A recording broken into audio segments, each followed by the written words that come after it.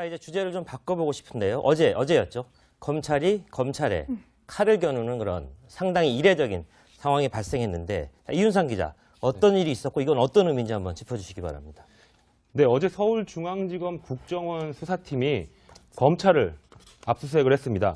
압수수색 대상을 보면 장호중 부산지검장, 그리고 변창훈 서울고검검사, 이재영 의정부지검 형사 5부장 검사인데요. 이 세 사람 모두 2013년 국가정보원에서 파견 근무를 했습니다. 네. 국정원 현안 TF에 이름을 올린 검사들인데요. 그렇죠. 현안 TF는 당시 2013년에 윤석열 특별수사팀장이 국정원 댓글 사건을 수사할 때 그 수사를 방해하기 위해 만들어진 조직이라고 합니다. 그렇죠. 검찰 압수수색에 대비해서 가짜 심리전자 사무실을 만들고요.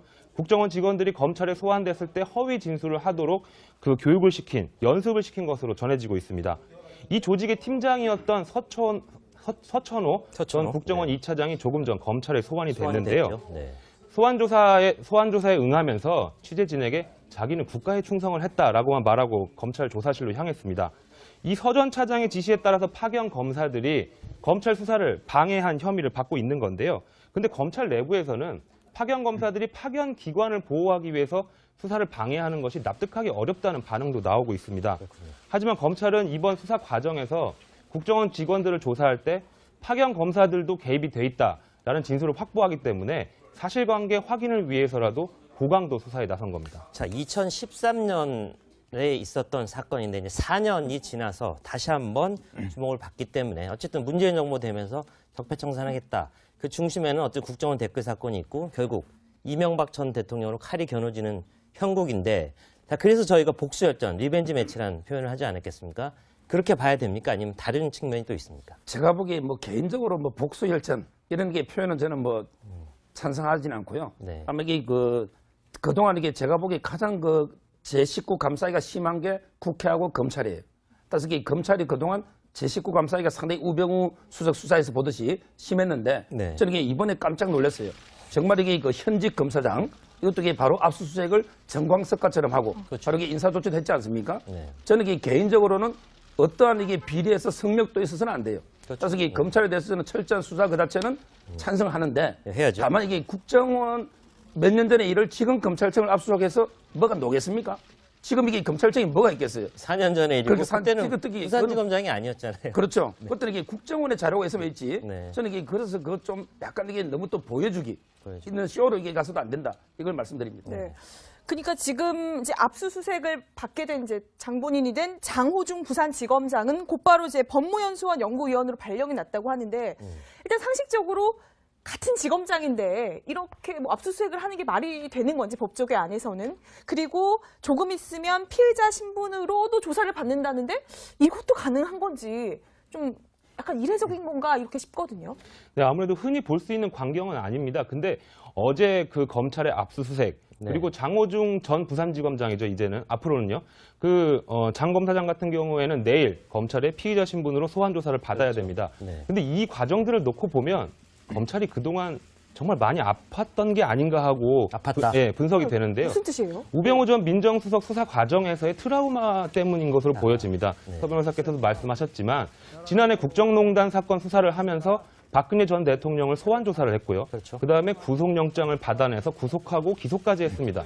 근데 우병우 전 민정수석에 대한 수사 부분에서 부실 수사 논란이 일게 되면서 수사 전체에 대해서 박수를 받지 못했거든요. 그렇죠. 물론 특정 국가의 지도자를 구속하는 게 뭐 박수 받을 일은 아닙니다만은 네. 전체가 다 부실하다는 비판을 받아왔습니다. 네. 그런 점들을 의식해서 이번 국정원 수사의 신뢰성을 확보하려면 제 식구 감싸기 논란이 일어서는 절대 안 된다라고 하는 그런 판단에 따라서 오히려 검찰 내부로 강한 수사를 진행하고 있는 것으로 보입니다. 사실 이제 국정원이 그동안 보면 좀 성역같이 돼 있지 않습니까? 검찰이 수사를 하더라도 사실 들어가 쉽게 이렇게 압수수색도 못하고 이제 그런 것들이 이제 국정원이 보면 사실 검찰도 제대로 할 수 없는 지역으로 돼 있었는데 네. 지금 이제 드러난 것을 보면 당시에 결국 국정원에서 검찰에서 파견됐던 이제 이 검사들이 예를 들어서 압수수색을 하는데 허위 사무실을 만든 거죠. 예를 들어 TF 사무실이라는데 딴 사무실을 만들어서 압수수색 자체가 효과가 없도록 만들었다. 이거는 제가 볼 때 정말 공무집행 방해거든요. 사실은 같은 공무원들이 공무집행을 방해한 결과적으로 그런 게 아니겠습니까? 그런 걸로 본다면 지금의 이게 만약에 물론 뭐 시간이 흘렀다고 하지만 그러나 같은 검찰 사정기관 뭐 국정원도 당시에 뭐 어떤 그런 성격이 있는데 끼리도 이렇게 식으로 이제 거짓으로 어떤 압수수색 영장을 하고 압수수색을 할 수 있는 지역을 어떤 위조를 했다라면 이거는 제가 볼 때는 상당히 이거는 국기문란 차원에서 좀 다뤄봐야 된다는 문제 같아요. 자, 이윤상 기자.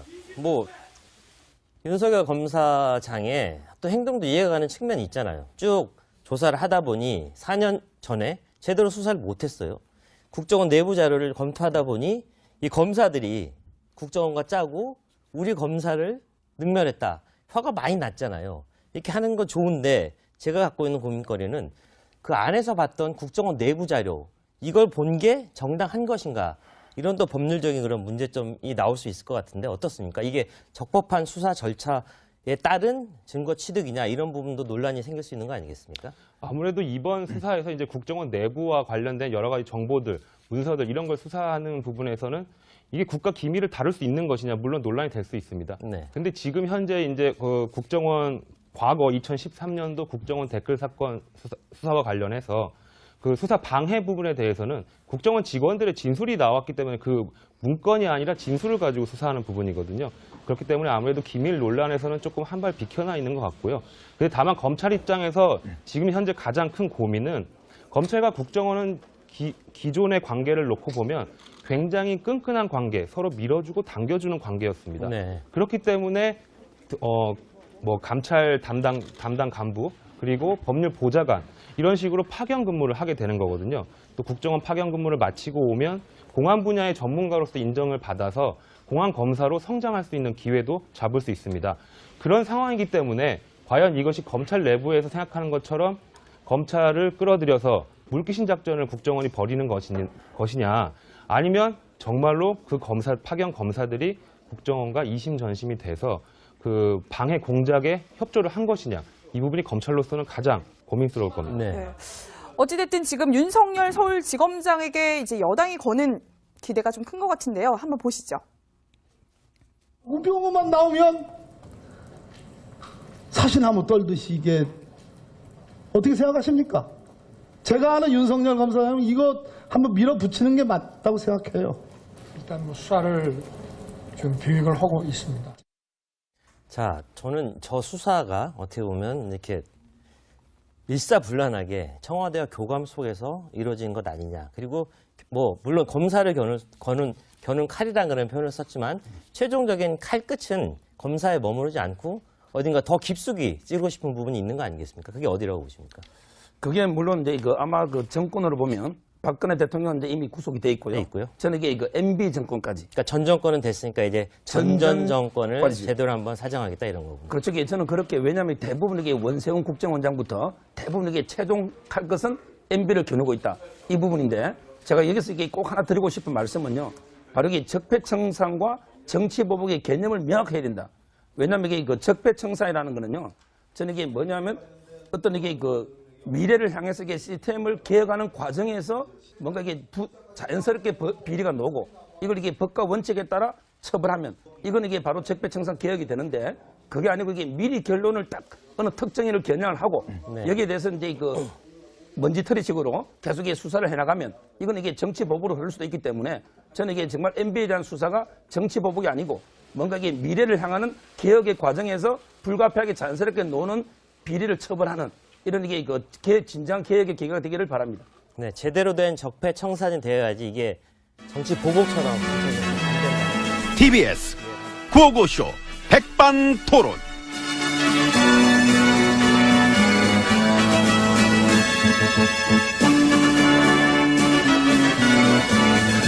네, 우리 사회의 다양한 이야기를 점심시간에 함께 나눠보는 백반토론 시간입니다.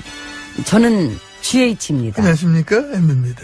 여론 조작의 아버님, 어머님 안녕하세요. 댓글 부대 통수권자, 댓글 진두 지휘하신 거 맞죠? 내가 사이버 컨트롤 타워 있었다며요. 그랬나? 청기와집 안에다가 그 사이버 컨트롤 타워 두고서 댓글 공작 주도하고 여론 조작 지휘하고 그래서 거기에 대한 보고서를 그 MB님이 매일 보고 받으셨다며. 혹시 나 사찰했어? 문건 나왔어. 문건이. 꼬리가 길면 밟히지. 안 긴데? 내 꼬리를 봐야 뭐 알잖아. 쥐꼬리만한 거. 큰 쥐는 꼬리도 길어요. 공룡만한 쥐도 있는데 뭐. 그건 괴물이고, 에이구. 참 9년 동안 나라에 괴물이 얼마나 많이 등장했습니까? 지금 살기 힘들지? 예. 나도. 국민들이 지금이 좋다 그러는데. 국민들은? 국민들은. 우리랑 뭔 상관이야? 그러니까. 우린 우리지. 진짜 그 지난 9년 동안 우리 얼마나 좋았습니까? 나 돌아갈래! 그립지요. 야, 짜증나, 진짜. 그래도 뭐 잘 놀았잖아요. 응? 잘 놀았지 뭐. 잘 놀았습니다. 많이 노셨죠? 엄청 노시더만. 놀던 가락이 있어요, 제가. 아, 나와, 가락이. 줄줄 나오더라고. 아, 나 안 그렇게 봤는데, 몸에 흥이 드시더라고. 국정농단지를 그렇게, 마치 막 정신 나간 사람처럼 막 신명나게 하시는 분은 처음 봤어. 티 났어요. 많이 났어. 흥은 있지, 내가. 뭐 어떡하지 먹고, 오로지 개인의 영달 쪽으로만. 그 밖에 뭐 참사가 나든, 뭐 액병이 돌든, 도대체 자기가 뭐를 해야 되는지도 모르고 관심조차 없어 하는데, 야, 그게 너무너무 티가 났는데, 그거를 모르는 사람이 어디 있겠어. 후회는 없습니다. 하긴 뭐, 반성이 없는데 후회가 있겠나. 대차게 노른 걸로 만족할래, 나는. 참, 여자로 태어나서 이 정도는 한번 놀아봐야지. 그 정도 논 여자는 없지. 집안 쪽일 때까지 논 여자는 몇 번 봤지만은, 나라까지 쪼개 풀면서 논 여자는, 야, 독보적이세요. 영광입니다. 다음에 저 기자회견 같은 거 할 때 이 껌 한 번 씹으면서 해봐. 놀던 가다 살려가지고 이렇게 껌. 응? 이렇게 딱 해가지고. 참, 내가 이러려고 VIP를 했나. 자괴감이 들고. 맛있는 거 아니야 이거?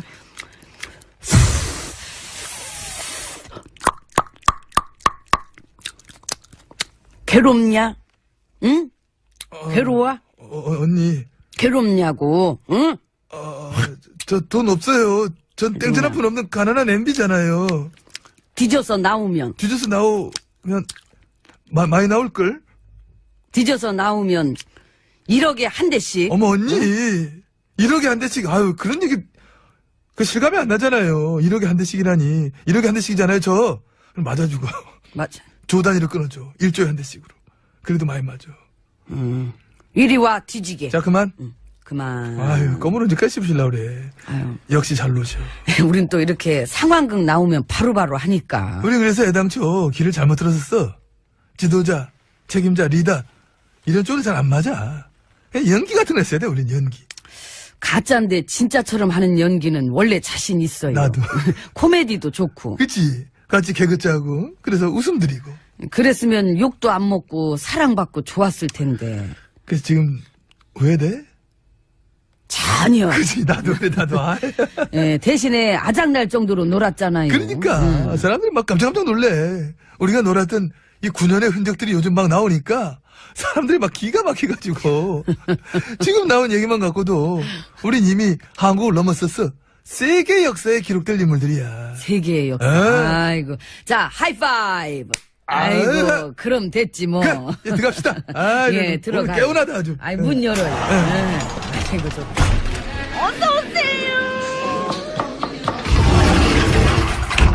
자, 안으로 들어왔습니다. 군이랑 국정원만이 아니라 경찰도 댓글 여론 조작에 개입한 거죠. 뻔하지 뭘 물어봐. 문건도 나왔다며 또. 그렇게 자신 없었어요? 뭐가? 민심에 대해서. 민심을 그렇게까지 해서라도 바꾸고 싶었어요? 응. 하긴. 알잖아. 알면서 그래. 근데 이렇게 MB님한테 매일 보고했다는 문건까지 나왔는데 그분은 어쩌면 좋아. 응. 그 MB님 측근. 응. 그 예능 나와가지고 썰 푸시는 분. 아, 우리 형준 씨. 그 댓글 부대 절대 몰랐고 사이버 심리전도 절대 몰랐다 그러시던데. 자기가 알았으면 단두대 갈 거라 그러던데. 그러니까. 몰랐겠지 그러면. 이렇게 매일 보고했다는 게 나왔는데 그 당시에 홍보 기획관이 그걸 몰랐을까요? 무능하면 뭐. 그쪽 생각 안 해보셨지? 더럽게 무능하거나 일을 안 하고 완전 딴짓만 하고 있었으면 뭐 그럼 몰랐을 수도 있겠지 본인은. 아무튼 MB님 네. 참 진짜 죄송한 말씀이지만 조잡스럽고 졸렬하고 격떨어지고 일부러 그런 일만 하래도 힘들어서 못할 것 같은데 그걸 다 해내시네요. 과찬이십니다. 우리가 뭐 다 함께한 거 아니겠습니까? 그래도 오만 헌정 파괴의 선구자시지요. 우리 식구들, 동료들이 함께 해줬기 때문에 막 가능했던 거지. 나 혼자 힘으로, 나 혼자서는 일궈내기 힘들었던 일입니다. 겸손하십니다. 우리 당 식구들, 동료들, 앞으로도 열심히 막 해주시 바랍니다. 그 여전히 국감 보이콧도 하고 막 그러던데요. 당연하지. 그 어디 가겠나. 예, 국민들이 우리 일야당 보이콧은 안 할래나? 원래 하는 게 정상이지. 그게 상식이고. 이제 할걸? 나라 말아먹은 증거들이 계속 쏟아져 나오는데 책임 잔당들이 저렇게 막 그렇게 나가기도 막 나가기도 힘들 거예요. 힘든 걸 해내잖아. 아이고. 우리 장하홍 대표는 이 와중에 또 미국 가가지고 전술핵 재배치 어쩌고 얘기했다가 그 미국 전문가들한테 뭔 소리냐고 맨박이나 당하고, 응? 안팎으로 망신살. 우리 일야당 식구들은 언론 장악 어쩌고 하면서 보이콧 어쩌고. 조작과 장악의 아이콘들이, 그럼, 정말 철판 진짜 왕철판이야. 최고야, 하여튼 진짜. 1등이야. 그게 이제 아유, 가야 조작과 되겠다. 장악의 금단 현상인 거지. 본인들도 적응 안 될 거예요. 이제 아이고, 금요일이라고 일찍도 갔네. 그래도 월요일에 다시 옵니다. 아이고, 나도 좀 누워야 되겠다.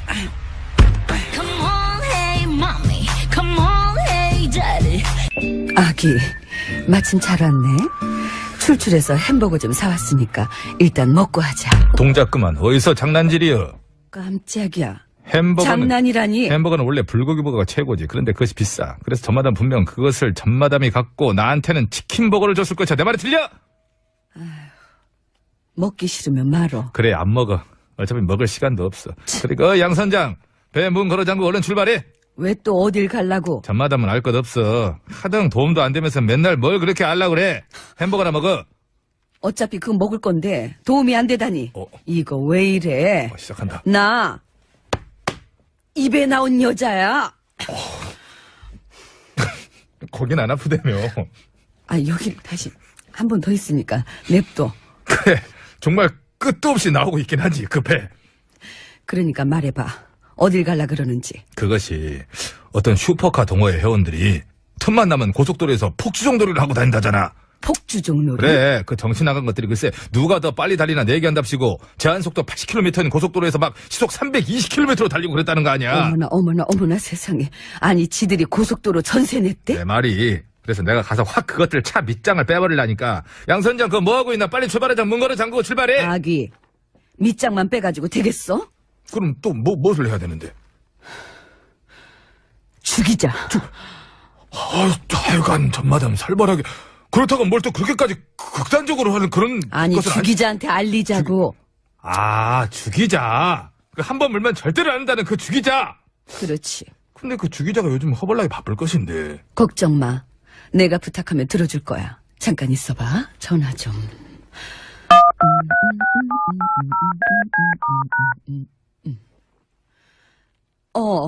죽이자. 나 입에 나온 여자 전마담인데. 너무 세게 쳤어. 혹시 그거 알아? 어떤 슈퍼카 동호회 회원들이 고속도로에서 막 시속 320km로 달리면서 그냥. 알걸? 알아. 뭐? 벌써 물었다고? 근데 뭐라고?